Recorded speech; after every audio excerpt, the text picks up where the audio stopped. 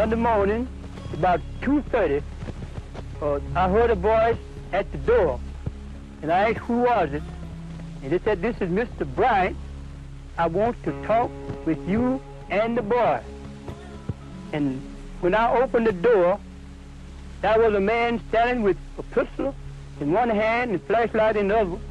And they entered my room with the flashlight, so the flashlight shines, and I could see the big bald-headed guy with the pistol in it. And I'm waiting to be shot, and I closed my eyes. And I wasn't shot. I opened my eyes, and they're passing by me because they were looking for Fat Boy, the Fat Boy from Chicago. They went to the next room and found Simeon and Emmett, and they told him to get up. And he got up, and he was putting on his shoes, and they said, "Hurry up." And he said, "I'm not used to putting on my shoes without my socks." Brian was not the leader. His half-brother, J.W. Mylan, was in control. He was running it, taking care of his little brother and showing him how he's supposed to be an expert in handling people that got out of line. He said he did it in the military. My grandfather tried to tell them don't take him. The boy didn't have good sense or something of that nature. My grandmother offered them money. And they marched him to the car, and they drove toward money.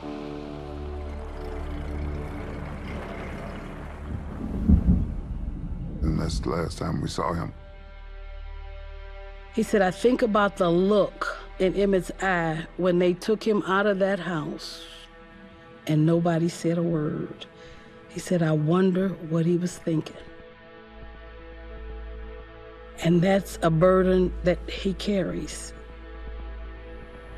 At times I've wondered, why didn't they put up a fight? But they couldn't.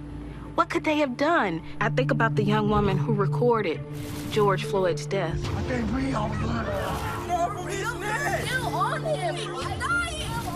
And the death threats she's gotten just from standing there with the phone. So when I think of Emmett and his family, it's the same thing. In that moment, if they had not complied, they could have all been killed. I stayed right there in that room. Only person that was awake beside me was Simeon. He never left his room. No one said anything. Absolutely, it was just quiet as a church mouse, so to speak.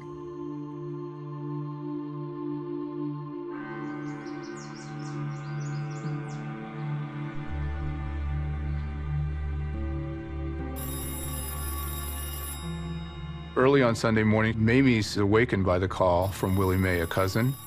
The call that no mother ever wants to get. Emmett has been taken in the middle of the night by two white men. She goes into a panic and begins to process what can be done. She knows what that means when white men come for you at 2 in the morning in Mississippi. It's not good. I was in church when they stopped the service and told us that 2 white men had taken Bo. And I cried. I cried, and I cried. I couldn't stop crying. This is a transformative moment for Mamie. She has to take charge, and she rises to the occasion.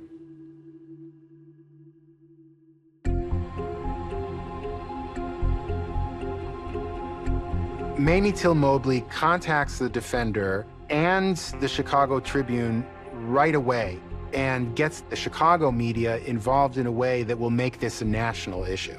She also was able to make contact with the nephew of her stepfather, Rayfield Moody, who was a union official with Inland Steel, the steel workers union, and was well connected in the Chicago community. He began to outline the things that they needed to do. They needed to call on elected officials in order to make a difference in the search for Emmett down in Mississippi. Unlike today, politics was a thing everybody was engaged in. Chicago was a political animal. It was a force. Your alderman represented your neighborhood, that represented you in the city council. So you knew who your alderman was. And that was one of my first direct experiences with politics because my father was a precinct captain. And that meant that he worked in a ward for an alderman. And so Mamie would have grown up in a community where she knew who the precinct captain was. So the political officials at the time also became activated, and even Mayor Daley got involved.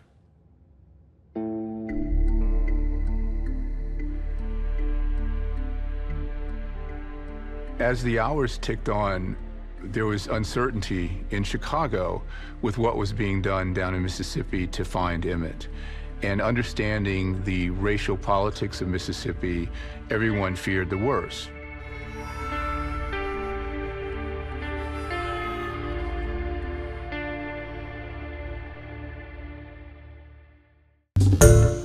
Hi everyone, George Stephanopoulos here. Thanks for checking out the ABC News YouTube channel. If you'd like to get more videos, show highlights, and watch live event coverage, click on the right over here to subscribe to our channel, and don't forget to download the ABC News app for breaking news alerts. Thanks for watching.